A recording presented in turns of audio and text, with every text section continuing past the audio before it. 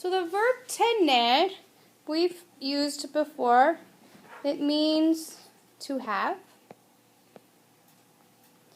And when we look at our table of the person talking, the person you're talking to, formal, singular, person you're talking about, here we have one, here we have two or more. If the person talking, how do you say I have? Yo tengo.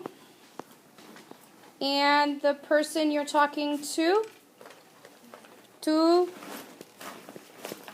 tienes. If you want to be more formal with the person you're talking to, you would say usted tiene. If you're talking about one person, él or ella, you have tiene.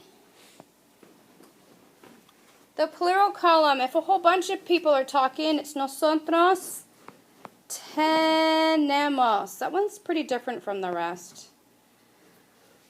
If you're talking to a group of people, ustedes tienen. And if you're talking about a group of people, ellos tienen. So we need to start recognizing some patterns. If you notice, the ustedes form and the ellos form pretty much matches. And then the usted form and the ella form pretty much matches. The other thing that I'd like you to see here is that we have a lot of IEs on this bottom part, right? So all down here, we have IE, tiet, tiet, tiet, tiet, but up here, it's te still. And then we have that odd G. I don't know where it came from. Okay, so this is just a weird verb. You're going to have to memorize it. We've already used this word before with asking how old someone is. So we started off, ¿Cuántos años tienes tú? Let's look at some other people. ¿Cuántos años tiene? Let's just go crazy and we'll do, who do we like? ¿Cuántos años tiene Britney Spears? I want you to notice in the question that on the question you use a verb and then afterwards the subject. So that's our order when we're making questions, the verb and then the subject. Okay, so ¿cuántos años tiene Britney Spears? Our answer, Britney Spears tiene. What's our guess? 37, okay. 37. Hey now, careful. Años.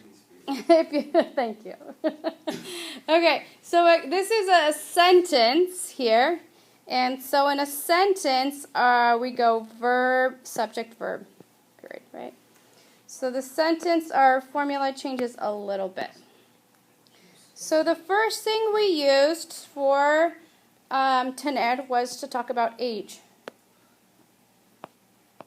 In English, we say, I am 40 years old. But in Spanish, they use, I have 40 years.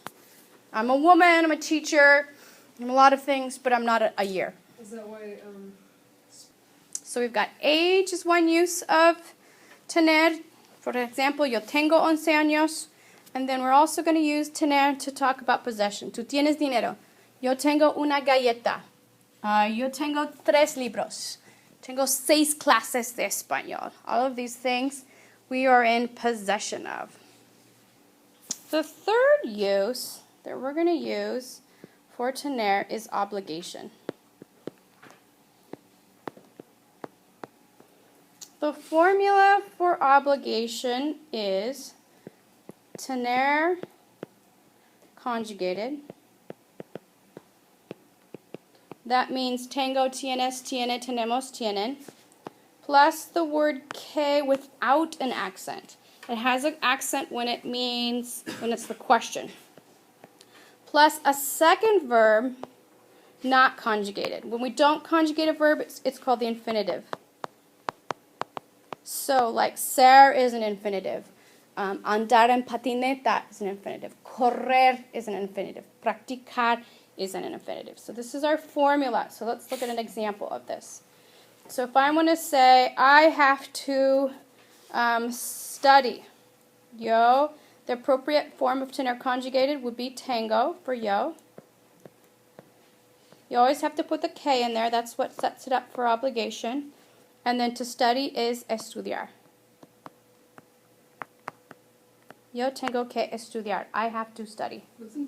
The most common question you're going to get with tener que is this one. Que, this one has a question, an accent mark on it because it's a question. Tienes que, this one doesn't have an accent because it's a connector. Hacer. And then let's just add oy on to give a little extra information. So this question says, what do you have to do today? So to do is our infinitive. It's our verb that we didn't change. And then tienes is the form of tener that we used. So in your answer, if someone asks, ¿Qué tienes que hacer tú? What's the subject going to be in your answer? Yo, good. If you were going to put the subject in the question, it has to come after the verb. So it's optional because tienes can only be two. But if you were to put it in there, it would go right here. ¿Qué tienes que hacer tú? Hoy. It would go right there. What's hoy mean? Today. So yo is the subject of your answer. What's the form of tener for yo? Tango. Okay. Que. And you're going to fill this in with anything other than hacer. So, what do you have to do? Practicar. Right? So you're going to say, yo tengo que practicar deportes. It doesn't make sense to say, yo tengo que hacer practicar deportes. Right? You wouldn't say, I have to do to practice sports. So yo tengo que and almost anything other than hacer. It could be hacer if you have to do your homework. Tengo que hacer la tarea. That one does make sense.